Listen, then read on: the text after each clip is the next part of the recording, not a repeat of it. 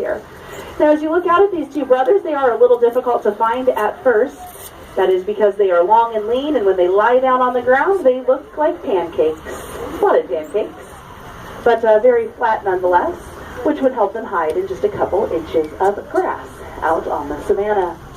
Now, going across the road to the left-hand side amongst the palm trees, you might see some animals with long string. What they do, it's called the flight distance. They stay just close enough they can watch them, but just far enough away that with a head start, they can put enough distance between themselves and the cheetah, because the gazelle can run for great distances, where the cheetahs can run short distances, but very fast. The cheetahs are sprinters, the gazelle are marathon runners. Now, how did the birds beneath us survive? These are greater blended to one another and their salt marsh habitats for this particular species, which is why they are very pale pink in color. It is camouflage for their surroundings. When they do stretch out their wings, you might notice a vibrant pink coloration underneath, which they would use in courtship. The brighter pink you are, the more likely the other flamingos are to pay attention to you. Those are greater flamingos there in our marsh habitat. Now, as we continue traveling along today, he's kind of sniffing towards that wall because on the other side of it are 6 female southern white rhinos. Now, here at the Rhino Rescue Center, we are learning more about rhino reproduction and hoping to help them out artificially. It is our goal to use southern white rhinos, like the big guy you see here, use females of his species as surrogate moms for northern white rhinos. Their cousins, northern white rhinos, are critically endangered with only 3 of them remaining on Earth. Hold up your hands, go 1, 2, 3. That's how many northern white rhinos are left. Southern white rhinos are doing a little bit better with around 18,000 of them in the world. So we're trying to learn from them, and again, hopefully bring back their cousins from the brink of extinction. People at the safari park right now, then there are Grevy zebra on Earth. I'm going to pause for a minute and then roll forward really slowly for people towards the back. Yeah, Grevy zebra are endangered, and that's because of competition with livestock for things such as food and water. So what the safari park does is we raise money for the Northern Rangelands Trust Project. And what that does is it helps, one of the many things that they do anyway, is dig watering holes, so wells, so that livestock doesn't have to compete with wildlife for water as much. We also help to provide vaccinations for livestock so they're not spreading diseases to the wildlife around them. So that's one of the many projects you're supporting just by being here. Their heads, that's because they eat carrion. Not what you take on the airplane, but carcasses that they run across in the wild. So if you were sticking your head inside a rotting carcass, doesn't that sound delicious for lunch? Yeah, you wouldn't want many feathers near your face getting dirty. So by having a relatively bald head and neck, they can sit out in the sun as they're doing right now and bake off any gunk that might be left behind. Now, the birds with beautiful yellow plumes of feathers atop their head, those are East African crowned cranes. And the reason they have feathers on top of their heads is to help them hide in the grassy areas where they stomp around and look for insects. Yeah, they're not just piggies, they're Red River hogs, but come on, look at them. Now, how on earth would they hide in a lush green jungle? They blend right on in.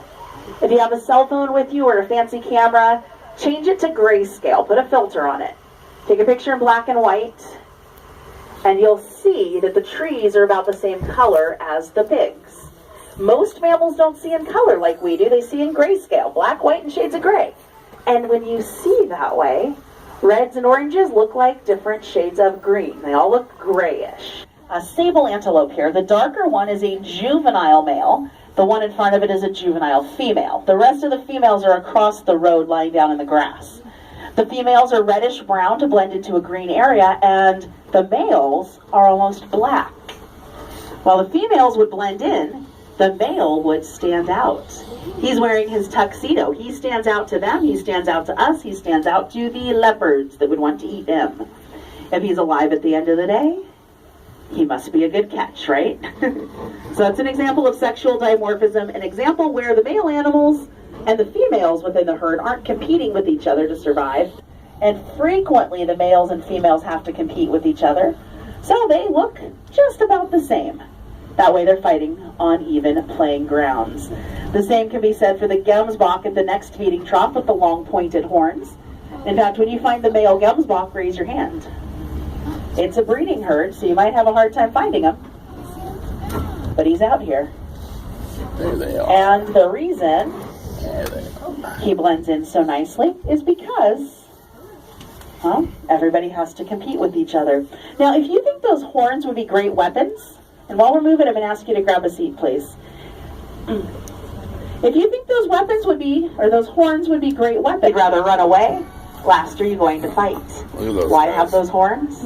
Well, to fight for food and water within your herd. Now, near the Gemsbok, we see giraffe. Yeah, these are Maasai giraffe. And the Gemsbok and a lot of other animals have learned that the giraffe can see better than almost anybody else. They're taller than the bushes, they're taller than the trees, they are the lifeguards of the savannah. So if you hang out near the giraffe will probably let you know what's going on. If the giraffe is calm, cool, and collected, well, it's probably okay to stick around. But if that giraffe runs away, well, the last one left is lunch, and that's not your name. So you always want to take your cues from the animals that can see a little bit better than you. I do want you to notice how large those rhinos are compared to the trucks. Some of our rhinos are between 4,000 and 5,000 pounds apiece. If I'm standing on the ground next to one of them, they are just about the same height as me, and I'm about 5'7", so it kind of gives you an idea. Pretty impressive if you ask me. And this is what the safari park is all about. Wide open spaces where most of the animals can roam around with each other, just like they would do in the wild. The buffalo really like this area.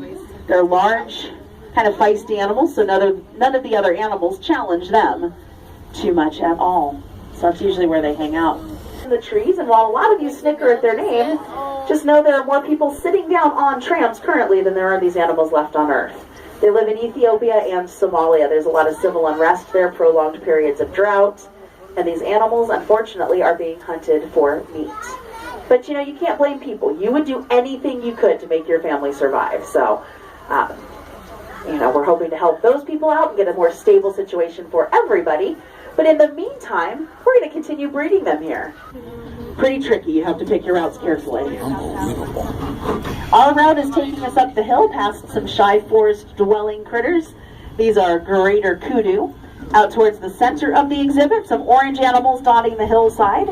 Ugandan cob, and perched on top of the hill with the best vantage point are roan antelope. Why are the roan antelope up there? They're the largest animals out here. They're territorial. And it's a gorgeous place to live. So that's usually where they're found. Lots of food, a high vantage point, and a permanent watering hole. Most of us are out there. They're also species we've been able to breed here and send back to Africa. So challenge yourself, see how many critters you can find out there on the right. There's probably 100 different animals hiding right in front of your eyes. Great survival strategy.